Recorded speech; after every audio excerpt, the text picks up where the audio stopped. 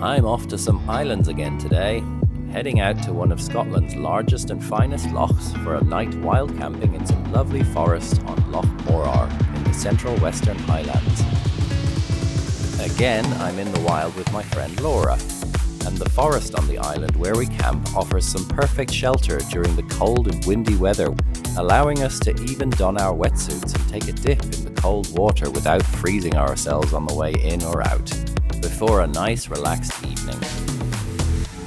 I'm Feargus, and this is the middle of nowhere.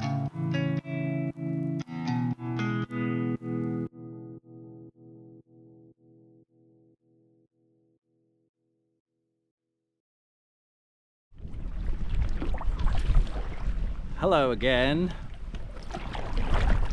I have come to the central western highlands, quite far away from where I live for once.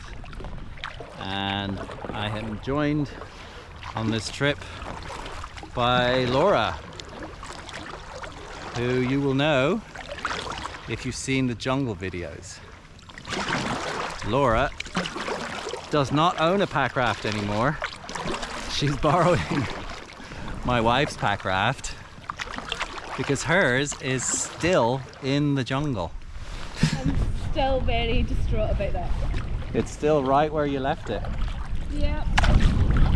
Never to be seen by human eyes again. Unless an animal has eaten it because it likes rubber or plastic. Could have made it into a home, maybe. Just a nest for wildlife, potentially.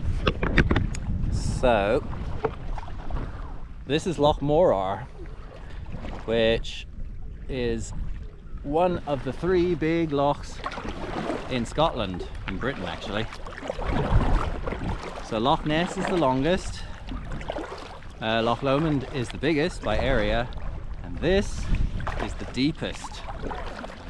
But here at the shallow end there are a bunch of very appealing looking islands. So this is another island bagging in a loch video, and they're covered in native forests, which I like, as you know.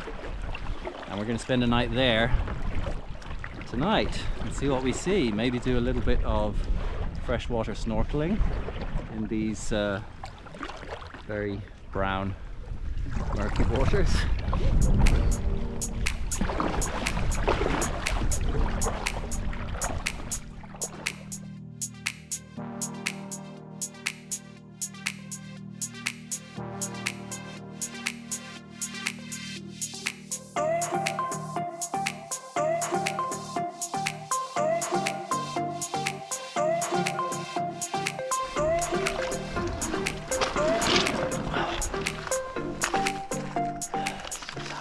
Look.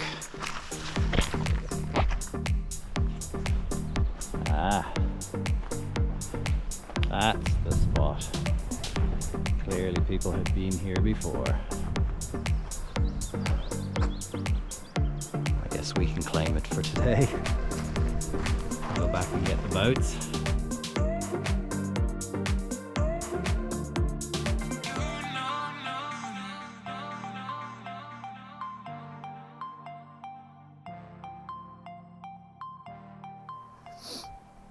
So we're just hanging around, haven't bothered setting up camp yet, but there's a little mayfly on my GoPro, and it would have been living in the water for months or even years. Actually, I don't know an awful lot about mayflies, but then, as many people will already know, once they have their final molt and turn into an adult mayfly, which you'll see around this time of year, around the lochs in Scotland and in other parts of the world, they've got no mouth, they can't feed.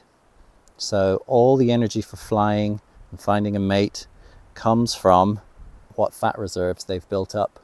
And they've only got about enough energy to fly for half an hour, an hour. So if you put all those half an hours and hour together, then they just die of exhaustion and starvation. Sad, but that's just the way it is.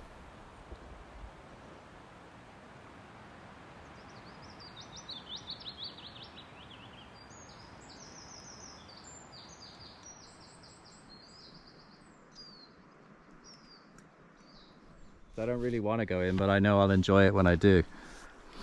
See, I do want to go in. I just don't like the aftermath of being cold and wet. Yeah. At least there's some sun to stand in. Yeah. Still. So Laura's not used to wearing all this get up. Get up. Actually, these might stay on my feet. We'll see Yeah. when I straighten out. I mean, they're pretty elasticated. So I have not taken you on a snorkel of a big low-lying loch yet, so let's see what's there. There's more life in these ones for obvious reasons, and we've already seen some little fishies. I dare you to go to the deepest bit first. Well, that's like 15 miles up that way.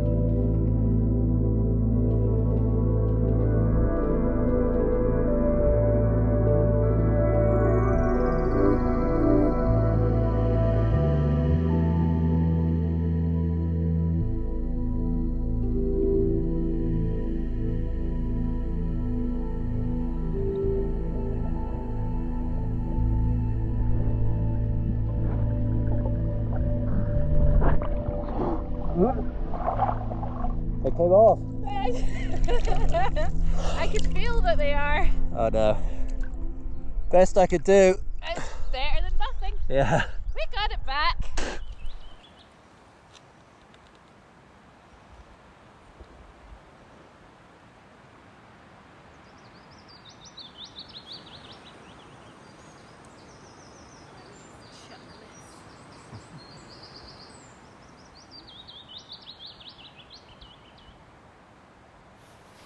That was 2014. It was our second time out on Loch Morar, and the first time never had luck with the islands on Loch Morar. I think they're the nicest loch islands in the whole country. But the first time we went, it was just after I got the packraft. My packraft. She didn't have one, so she paddled the packraft and I paddled the 25-pound Aldi dinghy with a hole in it, and I took the camping gear. So, so we were fine on the island for a day, but it was a lot more windy the next day. But she was able to power through with the packraft and get back to the car. But I was just blown up along the loch and then ended up miles up somewhere else. And then Did she not come with you? She came. Well, she drove to you. I said, you go back to the car. I'm just going to go where nature takes me. But the second time was absolutely terrifying, and I learned a real lesson doing it. So first of all, we had only kind of half listened to the forecast before we went, and we were planning to spend 2 nights. And the weather was glorious. We got there on that one day. There's hardly any wind, loads of midges. And then the next day we woke up, it was really windy. And it was coming directly from the shore where we had parked the car. Right. So you were both in packrafts by this point. You did. Yeah. You both had one. Okay. Yeah, but we had. I mean, we had PFDs, but we didn't have dry suits or anything. And I tried getting into the boat and paddling against the wind back towards the car, and I couldn't. I got maybe 50 meters with everything that I had, and then I just said, this is not going to be possible, because it's more than a kilometer. It's about a kilometer to the shore. So I looked across to the next island, and I knew that because of the way that the islands were lined up that if we could just get across this half-kilometre with the crosswind to the next island, we could just paddle along the backs of the other ones, Right, and we'd okay. be in the shelter pretty much the whole way.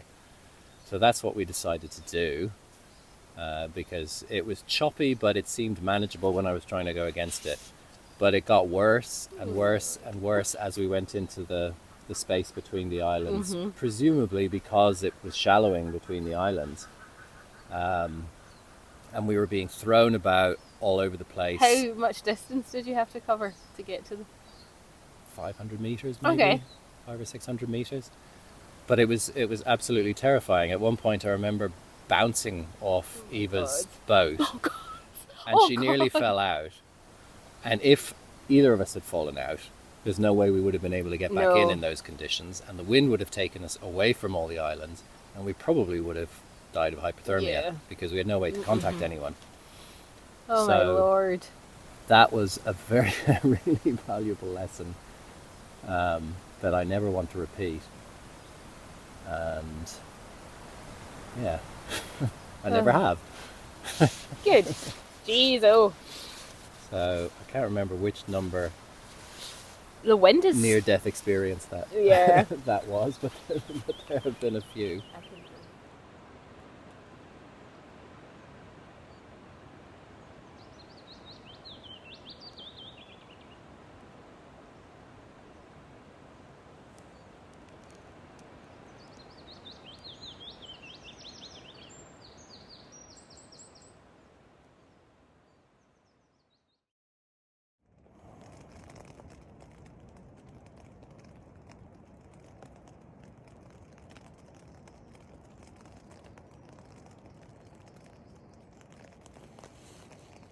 Morning.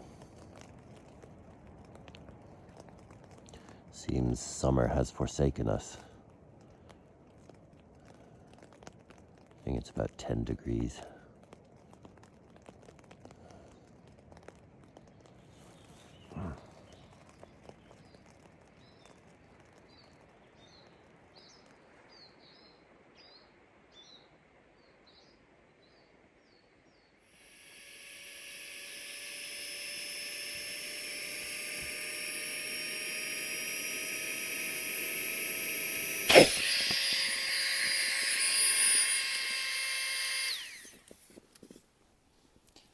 Okay, so that was a very brief stay on this little island.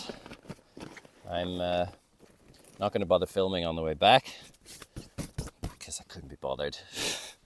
I wanted to have a fairly quiet one, but I also wanted to make a little video because it's a new place, and obviously people who watch the channel regularly will know that I'm quite into bagging little islands like this with nice vegetation on it, especially when it's covered in native forest like this Caledonian pine forest. The only downside is that there's a lot of rhododendron about the place, which is obviously non-native, and although it's beautiful, it does kind of set off a little bell in my head that says, no, that's not supposed to be here, which I can't really switch off. But we had a really nice, relaxed night and 24 hours or so out here, swimming with the sticklebacks and sleeping with the bees. So this is the last video based in Scotland for a little while, because I am off with my family for about 5 weeks in Norway. So I will try to put up a video or two of that later at the end of the summer. But in the meantime, I have actually gone through my archives, and I was filming my adventures overseas for decades before I ever started doing YouTube. So there's a couple of really good ones which I'm going to put up in the meantime from some proper expeditions, one of which included Laura and Adam, and that will go up a little bit later in the summer. But first there's a different one where myself and my wife went and did somewhere else very exotic. So if you haven't subscribed already, please do, and give me a thumbs up, as always. I really hope you enjoyed the video.